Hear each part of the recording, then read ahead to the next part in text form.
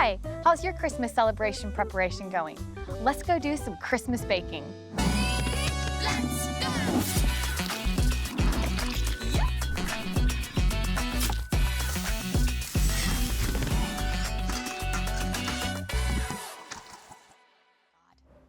All right, so now we have all of our ingredients and spices, so let's make my favorite gingerbread cookies.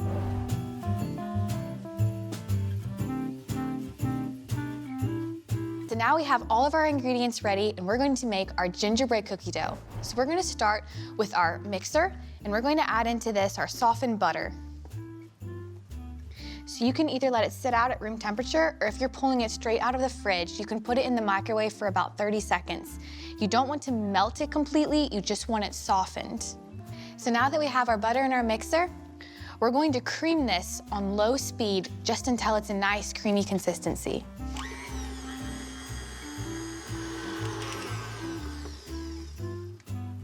So now that our butter is all creamed, we're going to add in the brown sugar. And once again, we're going to mix this together until it's well blended.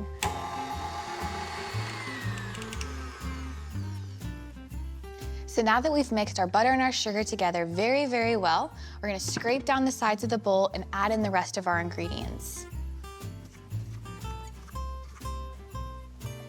So now we're going to add in our flour. We have some cinnamon. We're gonna add all of these spices that just give it that really good flavor. We have salt, baking soda, and last but not least of our spices, we're adding in ginger, which is actually the stem and root of the gingerbread, a fichinelle plant. We're using dried and ground ginger for this recipe, but the ginger root can also be freshly grated, minced, made into a paste, and even pickled. Ginger can add a sweet tart zest to both savory and sweet recipes, and is also used as a fragrance in candy, ginger sodas, and in many recipes, especially for Asian cuisine. It also has some medicinal benefits, especially to help encourage efficient digestion and eases upset stomachs. So the last thing that we're going to add into here is molasses. And then once we have all of our ingredients in here, we're going to start with it at a very low speed and just mix it until all of the ingredients are thoroughly incorporated. I'm gonna put a cover on here so that the flour doesn't go everywhere.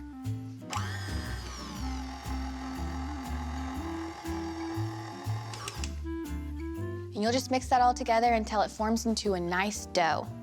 Then we're gonna take our dough out of the bowl, divide it in half, wrap it up in plastic wrap, and put it in the fridge to chill for 2 hours, or if you wanna speed up the process, you can put it in the freezer for 30 minutes.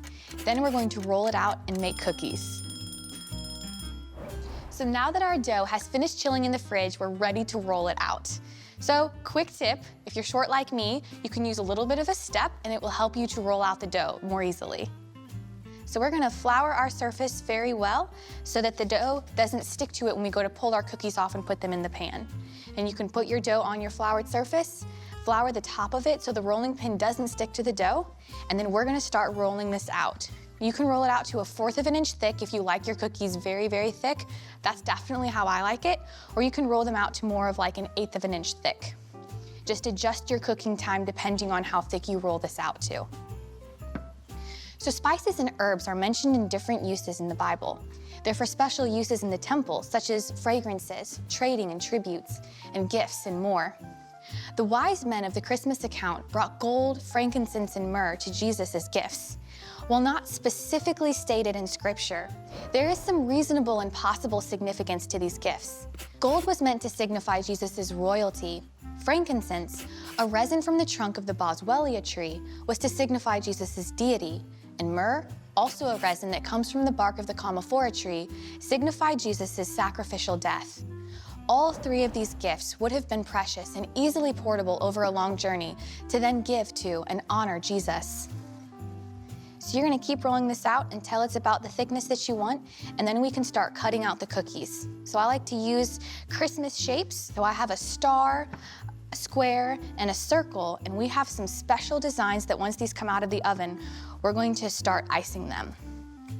So you want this thick enough that it will hold the icing, but not too thick that it doesn't cook all the way through.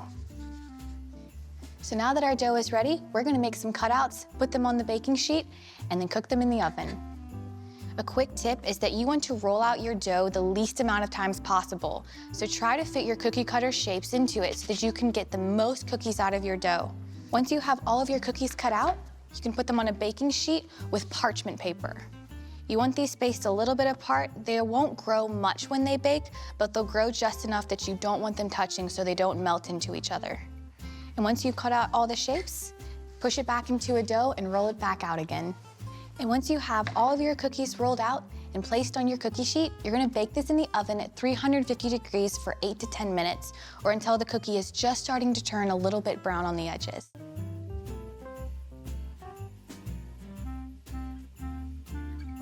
So now that our cookies are out of the oven, we're gonna have them cool on a cooling rack for a little bit, and we're going to make our icing that we're going to use for decorating them with.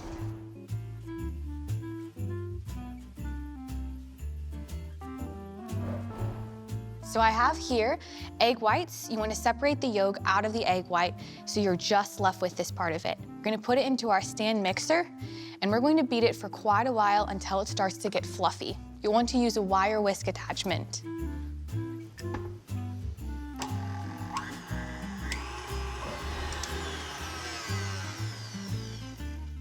So now it looks pretty frothy. It should be just about like that, and we're gonna start adding in our powdered sugar.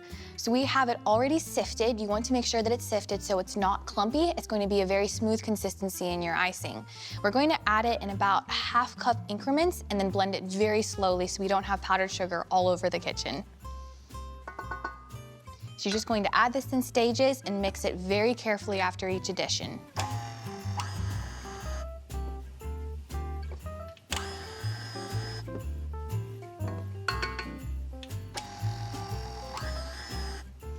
And we're gonna just keep adding sugar until it's a nice, thick consistency, so it doesn't run off the cookies.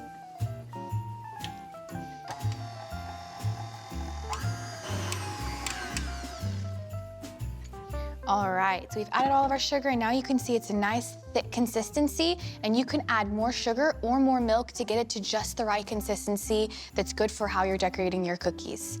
So now that we have the white icing base made, I'm going to be adding red and green food coloring to it to get all the colors that I want.